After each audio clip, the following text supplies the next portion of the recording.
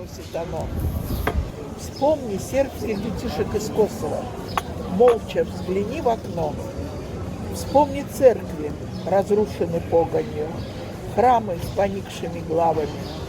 Вспомни Грачаницу, Велику Хочу, молитвы хриплыми голосами. Вспомни песню моления Видовдан, что голосом Иваны слышишь. Бркосну песню, как заклинание чести, которой, внимая, не дышишь. Вспомни слезы свои и слезы чужие, взрослые, детские, главы седые, распятую веру, иконы поруганные, останки сербских границ святые. И нет тебе мира, нет счастья, покоя, душевного рая, ведь столько горя. Ты снова в седле, со вторучкой, бумагой, и нет у пути окончания и края.